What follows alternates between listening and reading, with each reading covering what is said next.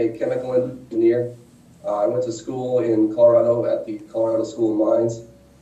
I decided to study engineering because in high school and middle school and everything, I really loved math and I loved science, especially chemistry and biology. In college, I took a lot of math classes and a lot of engineering classes, and I really enjoyed them. And that's what led me to my degree. After my degree, I got recruited by Schlumberger, which is a well services company. I'm currently a wireline fitter. I work in Conway, Arkansas. Day to day on my job, I'm getting ready for jobs, and what I do is I have a set of tools that I will take out to a job when a rig calls in, and I'll put those tools in the oil well. We'll run those tools and we'll get evaluations of what type of oil or gas is in that well and also at what depth. Taking care of business. And I've been working overtime, workout. As far as how I use numbers, here you guys are kind of studying the real and imaginary unnumber system right now. I do a lot of calculations before I go out on a job as far as finding out how deep the well is, and then how the tension and everything that I can pull on my tools in case they get stuck. Chances are you go far if you get in with the right bunch of fellows. In that, I used some kind of irrational numbers because the cable is actually cylindrical. So we're finding the volume of the cable and the tools, and they're cylindrical. So we're using pi, which is, as you guys know, our tools are taking measurements and taking readings, and these are just raw measurements at the time and the depth that we're taking them. And they're coming back in irrational numbers because it's just a raw, just very basic measurement, and it's coming back to us on a log. And while I'm logging, I'm actually looking at the screen, and these are these presentations that I see, and you can see all these little curves that show up on here, and these are just raw, irrational measurements that are coming back to me, and I'm monitoring these and making sure that my tools are working while I'm logging.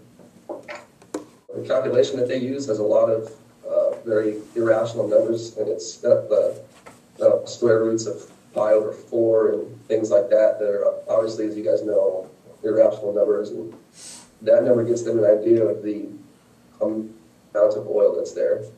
Taking care of business. Taking care.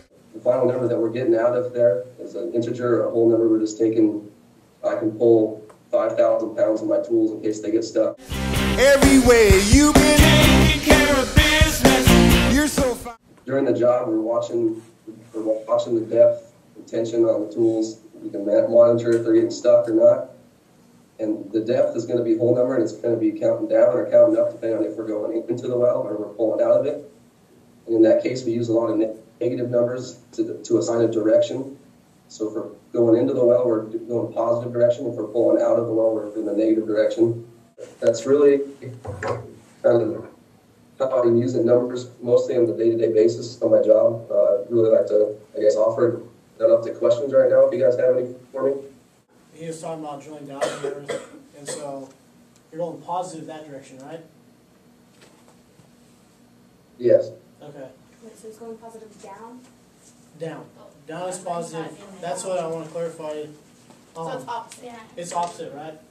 Yeah, in that case, we're just assigning a positive or negative into the direction so that we know which way we're going. And our frame of reference is that positive is we're going down into the well. So as we're dropping our tools down, we're saying we're going positive, and we're going from 2,000 feet to 2,100 feet and down and down.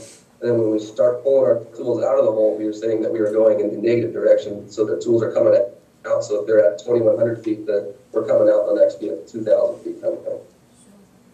If we're above ground, we're just at 0, right? Our tools are zeroed at the top at the rig floor. Okay. So we say our 0 is at the rig floor, and as we start going in, we're going positive.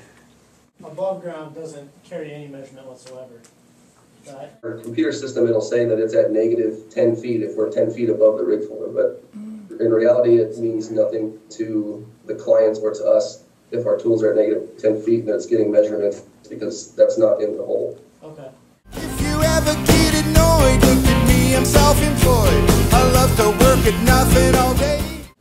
Would you say in your line of work you guys use more rational or irrational numbers?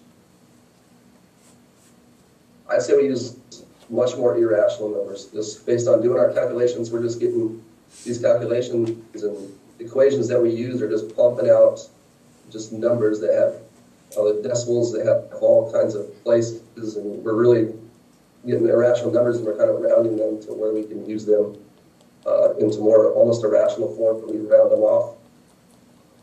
So you go from a non-repeating or non-terminating decimal and make it a terminating decimal? Correct. We make it into something where we can just talk about it or present it to a client, and it's something we know. We can say, you know, at 12,000 feet, you had 250.5 barrels of gas instead of saying we had 250.473211, that kind of thing. Every day, taking care of business. Every way we've been taking. When you use natural numbers, Jeff? That's kind of what we're talking about, what we're doing, and stuff like figuring out how many tools we got to use. We use 2 tools, so that's just a natural number. We got 5 tools in this tool string, and it's 34 feet long. It's kind of, we're just using natural or just integer whole numbers there. And just kind of our conversation about what we're doing, our conversations with clients, and when we're talking to them about what we're running and how many tools and how long it is. And Taking care of business. Taking care of